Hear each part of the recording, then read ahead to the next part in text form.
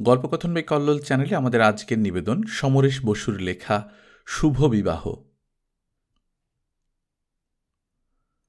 শুভ বিবাহ কথাটি খুবই চলিত। আমি যে বিয়ের কথা বলতে যাচ্ছি সেটা ঠিক আপনাদের মতে শুভ বিবাহ নাও হতে পারে। মনে হতে পারে খানিকটা অভিনব বিয়ে। বেশ কিছুদিন আগের কথা বলছি। একটি ছোটখাটো বেকারি ফ্যাক্টরির হিসাব রক্ষকের কাজ করতুম। আসলে হিসাব রক্ষা, মালখানা পাহারা দেওয়া এবং সাপ্লায়ার, এই ত্রিবিধ কাজই আমাকে করতে হতো। মাইনে পেতুম গোটা 30। আমার মালিকের এক শালা ছিল কলকাতা থেকে প্রায় 60-62 মাইল দূরে ছোট মফস্বল টাউনে। মনোহারি দোকান ছিল তার। আমাকে মাঝে মাঝে মাল নিয়ে সেইখানে পৌঁছে দিয়ে আসতে হতো। সেই সময়টাতে ময়দা পুরো রেশনিং। পারমিট ছাড়া এক চিমটি ময়দাও পাওয়া যায় না। সেই জন্য আমার মালিক দূরে মালটা পাঠিয়ে বেশ ভালো রোজগার করছিল। কিন্তু কাজটা বড় বিশ্রী। অবশ্য মালটা বহন করবার জন্য আমাকে কুলির পয়সা দেওয়া হতো। তবু এত দূরে গিয়ে মালটা দিয়ে আসতে হতো যে আমার ধৈর্য থাকত না এক একদিন। দায়িত্বও ছিল কম নয়। মালের দায়িত্ব, তাছাড়া পাই পয়সাটি পর্যন্ত গুনে গুনে হিসাব দেওয়ার দায়িত্ব সবই করতে হতো। তারপর মালিকের শালাটির পয়সার ব্যাপারে যাগে ওসব কথা। সেখানে যাওয়ার সারা দিনে 3টি গাড়ি আছে। তার মধ্যে একটি আমাদের শহরতলির স্টেশনে দাঁড়ায় না। সকালের গাড়িটি ফেল করলে রাত্রি 7:30টায় আরেকটি। সেইটিতে গেলে মালিকের শালাকে ঘুম থেকে তুলতে হয়, অবশ্য শ্যালক যদি ঘরে থাকে। তার বসত বাড়ি আবার সে শহর থেকে মাইল 3 দূরে। কোনো কোনো দিন সে সেখানে যায়, কোনো দিন বা সেই শহরেরই মেয়ে মানুষের পাড়ায়। যাক সে কথা। আমাকে নানান রকম ভোগান্তি পোয়াতে হয় প্রায়ই, তবে মাগনা নয়, 30টি টাকার বিনিময়ে। আর খুব খিদে পেলে, রুচি থাকলে কারখানার ছাড় অর্থাৎ খারাপ কিংবা ভাঙাচোরা রুটি বিস্কুট খেতে পাওয়া যেত। এইটি বিনা পয়সায় পাওয়া যেত, একমাত্র উপরি রোজগার। একবার আমাকে যেতে হলো সেই 7:30টার গাড়িতে। সেদিন আকাশের অবস্থাটা ভালো নয়, শ্রাবণ মাস। জলটা ঠিক জোরে হচ্ছে না, হাওয়াও নেই। সারাটা দিন দিনের মুখ ভার হয়েছিল মেঘ অন্ধকারে। বৃষ্টি হচ্ছে ফিসফিস করে। যেমন রাস্তার অবস্থা তেমনি গাড়িগুলোর 3য় শ্রেণীর অবস্থা। তার উপর ছিল সেদিন বিয়ের লগনসা। বর আর বরযাত্রীরও ভিড় ছিল। বাজার গাড়িগুলির তো কথাই নেই, হয় আষ্টে নয় ছানার বোটকা গন্ধে ভরা। তার উপর অন্ধকার, যেন ওই গাড়িগুলিতে বাতি জ্বলতে নেই। ভালো কামরাতেই জ্বলে না। আমার সঙ্গে 6 টিন মাল, এস, পাপা, লেড়ো, নানান রকমের দেশি বিস্কুট, রুটি, কেক ভরা। আমাকে বাজার গাড়িতে উঠতে হলো। 3rd ক্লাসের যাত্রীরা এত মাল নিয়ে উঠতেও দিতে চান না। বেরুলাম, সেখানে পৌঁছলাম প্রায় রাত্রি 11টার সময়। সেই একই ফিসফিসে জল আর গুমট।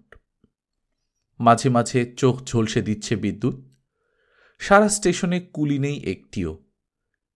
মালটা নামালুম নিজের হাতেই, মাগনা নয়। কুলির পয়সাটা লাভ হলো নিজের। স্টেশনটা নদীর পাড়ে, সিঁড়ি দিয়ে নিচে নামতে হয় অনেকখানি। নামি কি করে এত মাল নিয়ে? নিচে উঁকি দিয়ে দেখলুম রিক্সাওয়ালা নেই একটিও। টিকিট কালেক্টর চিনতেন আমাকে। মালগুলি রাত্রের মতো অফিসে রাখতে দিলেন। ট্রেনগুলি অবশ্য তালাবন্ধ ছিল। বসে বসে কি করি? নিচে নেমে গেলুম, যদি কোনো দোকানে একটু চা পাওয়া যায়। টিকিট কালেক্টর বললেন, কি শহরে রাতটা কাটিয়ে আসা হবে বুঝি? বলার ভঙ্গিটা খুবই স্পষ্ট। বললুম, দেখি কি হয়। উনি হাসলেন, আমি নেমে এলুম। ইস, কি বিদ্যুৎ! যেন নির্ঘাত বাজ পড়বে মাথায়। স্টেশনটা অনেক উঁচুতে, নিচের জমির সঙ্গে গিয়ে মিশেছে প্রায় 1 মাইল দূরে। স্টেশনের লাইনের তলা ইট সিমেন্ট দিয়ে জমানো, যেন উপরে ব্রিজ আর নিচে রাস্তা। কিন্তু রাস্তা ঠিক নয়। তলা দিয়ে সরু সরু মালা ঢাকা গলির মতো হয়েছে এক একটি খিলানের তলায়। চামচিকের বাস। ইঁদুর, আরশোলা, সাপ, খোপ সবকিছুরই যাতায়াত আছে এই সুড়ঙ্গগুলিতে। নিচে নেমে দেখি চায়ের দোকান খোলা নেই, শহরটা গুটিসুটি হয়ে ঘুমোচ্ছে। এদিক ওদিক তাকিয়ে খানিকটা উত্তর দিকে একটু আলোর আভাস চোখে পড়ল। এগিয়ে গেলুম, দেখলুম আলো জ্বলছে স্টেশনের নিচের একটি সুড়ঙ্গের মধ্যে। তার মধ্যে কিছু লোক, তা বেশ কিছু, প্রায় জনা 14-15 হবে। গোটা দুয়েক সাইকেল রিক্সাও ঢোকানো রয়েছে। আমাকে দেখে সবাই তাকালো। আলো বলতে সাইকেল রিক্সার দুটি আলো, বসানো হয়েছে খিলেনের দেয়ালের ছোট ছোট খুপড়ির মধ্যে। একটি চামচিকে নরকে আবদ্ধ আত্মার মতো এপাশে ওপাশে ছটফট করে উঠছে, আর মানুষগুলিকে ঠিক মানুষ মনে হচ্ছিল না, যেন কতগুলি কিম্ভূত কিমাকার মূর্তি এক ভিন্ন ভয়াল অন্ধকার রাজ্যের কোণে বসে কিসের ষড়যন্ত্রে ব্যস্ত ছিল। একটি নতুন জীব দেখে চমকে উঠেছে। মুখগুলি যেন অদ্ভুত রং মাখা, বাঁকাচোরা, ভাঙা, নাক মুখহীন, দলা দলা। শরীরগুলিও সেই রকম, নিজেদের ছায়ার সঙ্গে মিলেমিশে আর একটি প্রাকৃতিক রূপ যেন। এক মুহূর্ত পরেই নজর করে দেখলুম সবাই ঘিরে বসেছে দুজনকে মাঝখানে রেখে। একজন পুরুষ আর একজন মেয়ে মানুষ, একমাত্র তাদের দুজনেরই নতুন কাপড়। পুরুষটি কালো, রোগা, খোঁচা খোঁচা চুল, খালি গা, বয়স অনুমান করা যায় না। মেয়ে মানুষটির ঘোমটা আছে, তবু মুখ দেখা যায়। সেও কালো, চুলগুলি জট পাকানো, চোখগুলি কোটরে ঢুকে গেছে, দৃষ্টি একটু রোখা রোখা, গায়ে জামা নেই, শরীরের পুষ্টতা চোখে পড়ে, তবে বয়স বলা কঠিন। আমার মনে হলো এদের অনেককেই আমি চিনি, কিন্তু কোথায় দেখেছি মনে করতে পারছি না। আশ্চর্য, তাহলে কি জন্মান্তর বলে কিছু আছে নাকি? এরা কি আমার গত জন্মের চেনাশোনা, নাকি আগের মৃত্যুর পর পৃথিবীর কোন এক অদৃশ্য লোকে এদের দেখেছিল? হঠাৎ একজন বলল আমাকে, কে, কি চাই? যে বলল সে একজন আধবুড়ো, তাকেও আমি যেন চিনি চিনি মনে হচ্ছে। বললুম, কিছু চাই নে, একটু চায়ের দোকানের খোঁজে এসেছিলুম। একটি বুড়ির ক্ষণক্ষণে গলা শোনা গেল, চা তো এখানে পাবেন না গো বাবু মশাই, এখানে একটা শুভ কাজ হচ্ছে এখন। বলেই বুড়ি হেসে উঠল কেশো গলায়। আরে, বুড়িটা তো চেনা। ও হো, হ্যাঁ, ঠিক মনে পড়েছে। এই বুড়িটা তো এই স্টেশনেরই সিঁড়িতে ভিক্ষে করে। একজন জিজ্ঞেস করল, নিবাস কোথায়, কোথায় যাওয়া হবে? যে জিজ্ঞেস করল তাকে এবার চিনতে পারলুম। সে এখানকার একজন রিক্সাওয়ালা, অনেকবার আমার মাল বয়েছে। বললুম, যাব তো শ্রীহরির মনোহারি স্টোরসে, কিন্তু রাত হয়ে গেছে। রিক্সাওয়ালা অমনি হেসে উঠল, ওহো, আপনি সেই রুটি বিস্কিটওয়ালা বাবু তো? সাঁতরাবাবুর দোকানে তো অনেকবার আপনাকে নিয়ে গেছি। তা এত রাতে আর কোথায় যাবেন রুটিওয়ালা বাবু? বসে যান না এখানেই। আরও কয়েকজন বলে উঠল, হ্যাঁ হ্যাঁ, বসে যান। কিন্তু বসবো কোথায়? ছাঁট অবশ্য লাগছে না, লাগবার কোনো সম্ভাবনাও নেই। যে কোনো ভালো বাড়ির থেকে এই আশ্রয়টি খারাপ নয়। আর বসতে যাবই বা কেন? জিজ্ঞেস করলুম, ব্যাপারটা কি হচ্ছে? জবাব দিল সেই রিক্সাওয়ালাটাই, আপনি অনাথকে চেনেন তো? অনাথ আর কালার বউ। অনাথ আর কালার বউ? কই, মনে পড়ছে না তো।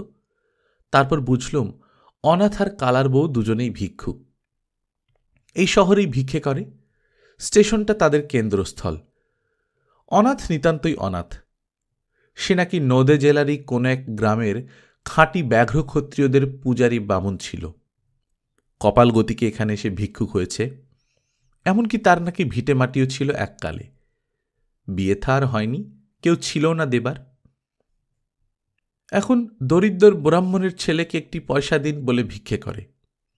বয়স দেখায় প্রায় 40-42 মতো, কিন্তু সে বলে 21 বেশি নয়।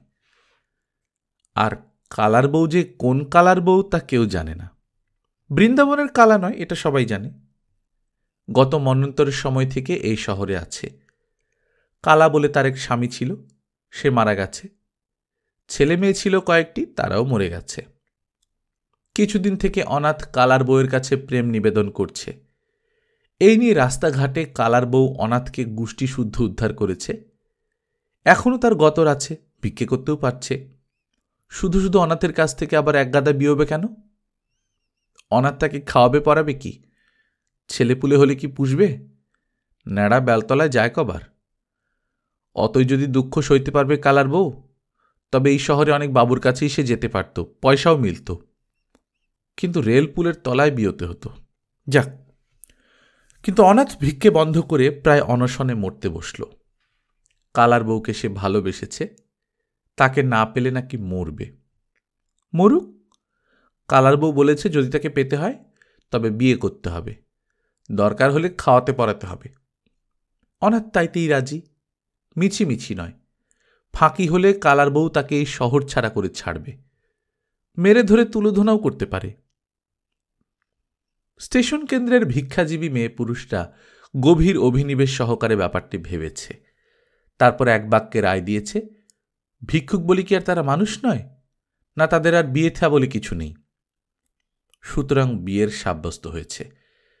সকলে তাদের রুজির পয়সাও দিয়েছে বিয়ের খরচের জন্যে। এখানে একটি মন্দিরের সামনে কপালে সিঁদুর লাগিয়ে আর গলায় রুদ্রাক্ষ দিয়ে একজন ভিক্ষে করে, সে ব্রাহ্মণ। বিয়ের মন্ত্র পড়ার পুরোহিত সে। রিকশাওয়ালা দুজন আছে, তাদের আর কোথাও যাবার জায়গা নেই রাত্রে। মালিকের ঘরে রাত্রে ফিরে না গেলেও ক্ষতি নেই, তারাও বিয়েটা দেখে যাবে। তাছাড়া স্টেশনের লাইসেন্সবিহীন দুজন কুলি আছে এই বিয়ে বাসরে, গুটি তিনেক কুকুর। তারপরে আবার আমি এসে হাজির হলাম, আর একজন বাইরের লোক। এতক্ষণে ভালো করে আমি সকলের মুখের দিকে তাকালাম। চোখাচোখি হতেই অনাথ সলজ্জ হেসে মাথা নিচু করল। কালার বউ ঘুমটা টেনে দিল। শুনলুম মন্ত্র পড়া হয়ে গেছে, এবার 7 পাক ঘোরা হবে। এমন সময় আমি এসেছি। দেখলুম শাল পাতায় ঢাকা রয়েছে কি সব।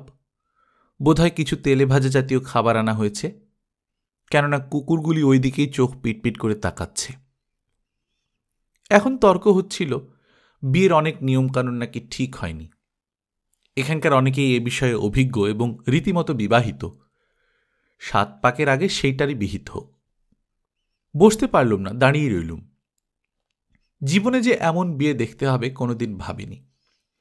এমন বিয়েও যে আবার হয় তাও জানতাম না। এখানেও যে নিয়মকানুন নিয়ে আবার বাকবিতণ্ডা হতে পারে সেটাও কল্পনাতীত ব্যাপার। এবার একটি আধা বুড়ি বলে উঠল, আমার কাছে চালাকি চলবে না। সস্তা গন্ডার দিনে আমার বাপ 100 টাকা নয় 100 টাকা খরচ করে বিয়ে দিয়েছিল। ওসব বিয়ের আচার বিচার আর আমাকে শিখতে হবে না। ক্ষণক্ষণে গলা বুড়ি সন্নুড়ি চুল দুলিয়ে দুলিয়ে বলল, সে কি তোর একলার? আমার বেতে 100টা নোক খেয়েছিল। ঢাক ঢোল কাশি বাদ্যি বাজনা, সে একেবারে কি কাণ্ড। রিকশাওয়ালাটা এবার চটে উঠে বলল, আরে দূর তোর, নিকুচি করেছে বাদ্যি বাজনার। আমি এবার আমার গাড়ির বাতি নিয়ে চলে যাব। কিন্তু বলছি তখন থেকে এটা বেওয়ারিশ বিয়ে, চালিয়ে নেওয়া হোক যা হোক করে, তা নয়। এখন আবার আচার বিচার। একজন বলে উঠল, হ্যাঁ, সময় মতো আবার ভোরবেলা গিয়ে কাচারির কোনটাতে আমাকে বসতে হবে, নইলে গায়ের বুড়ো কানাটায় সে বসে পড়বে। একটি খোঁড়া ভিখারি বলে উঠল, ওদিকে তেলে ভাজাগুলি চুপসে জল হয়ে গেল। বসন্তের দাগ ধরা ভয়ঙ্কর মুখ লোক একটি বলে উঠল, অমনি নোলা দিয়ে জল ঝরছে, শালা ভিখিরি কোথাকার। উপযুক্ত গালাগাল, কিন্তু খোঁড়া গেল ক্ষেপে। বলল, কি জাত্তুরে গালাগাল?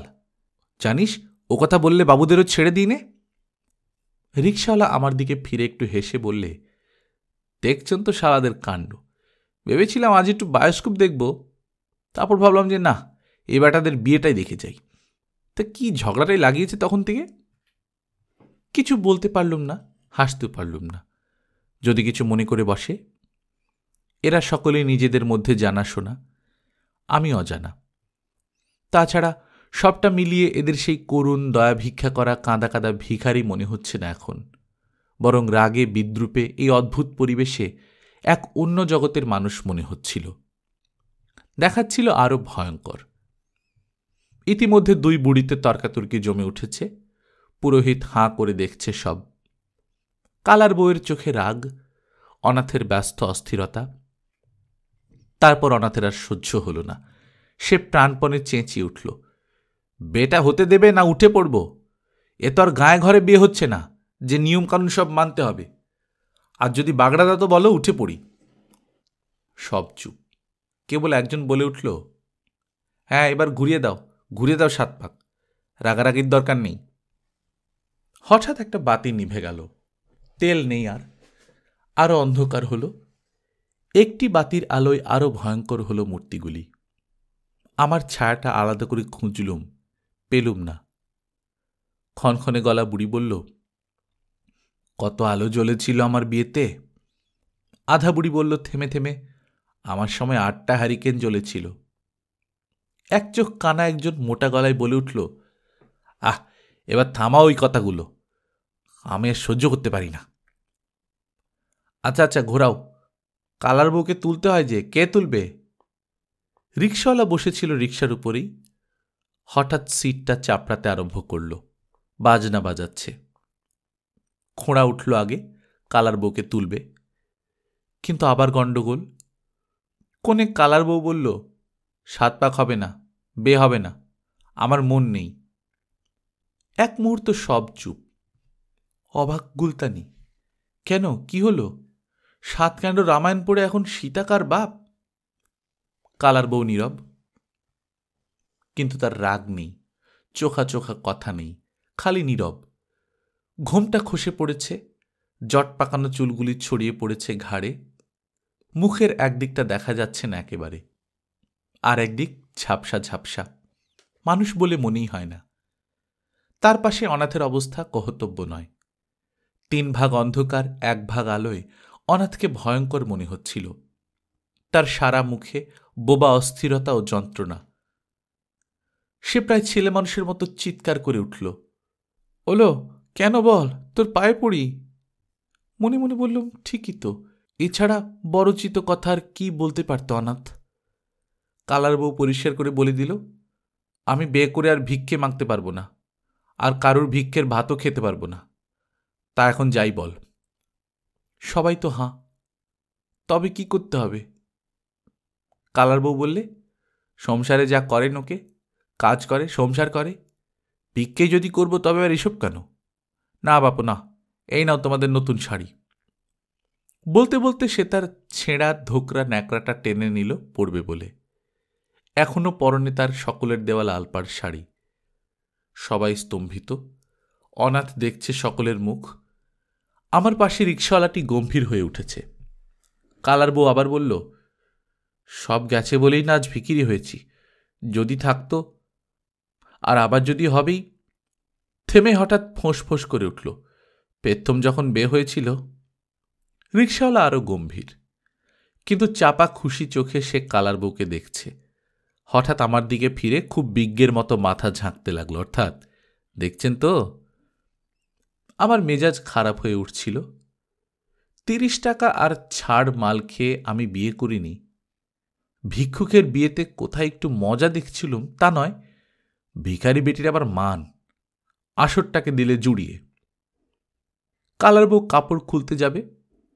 রিক্সাওয়ালা তার গাড়িতে দাঁড়িয়ে উঠে বলল, দেখ অনাথ, তুই কাজ করতে পারবি? অনাথের চোখে আলো দেখা দিল, বললে, পারবো। চুরি করবি নে? আমি বেরামবনের ছেলে। থাক, ঢের বেরামবন দেখেছি। ঘর ঝাড় দিতে পারবি? পারবো। বাবুর সঙ্গে কলকাতা থেকে মাল বয়ে নিয়ে আসতে পারবি? খুব। বেশ, আমাদের রিক্সা মালিকের গদিতে কাল তোকে নিয়ে যাব, কাজ মিলে দেব। এবারে আমারই হাঁ হওয়ার পালা। অন্যান্য লোকগুলি পাথর। তারপর হঠাৎ সবাই একসঙ্গে বলে উঠল, তাহলে অনাথ আর ভিখিরি নয়? রিক্সাওয়ালা বলল, হ্যাঁ, এখনো ভিখিরি, 7 পাকটা দাও ঘুরিয়ে। তাহলে কি বলিস কালার বউ? কালার বউ ঘোমটা টেনে বলল, তাহলে হোক। অনাথের আর হাসি ধরে না মুখে। খোঁড়া উঠল সকলের আগে, তারপর এক চোখ কানা। 7 পাক ঘোরানো হচ্ছে আর সবাই চিৎকার করছে, এবার আমরাও একটা করে বে করব মাইরি। তারপর শুভ দৃষ্টি। আমি ততক্ষণে বেরিয়ে এসেছি, কেননা বিয়ে বাসরটা কেমন যেন ভিজে গেছে, ভিজে ভিজে কান্না মাখা। একটা অন্য রকমের চাউনি সকলের চোখে। ঠিক ভিক্ষুকের আসর আর নেই। রিকশাওয়ালাটি পেছন পেছন এসে বলল, সাঁতরাবাবুর দোকানে যাবেন? বললুম, হ্যাঁ।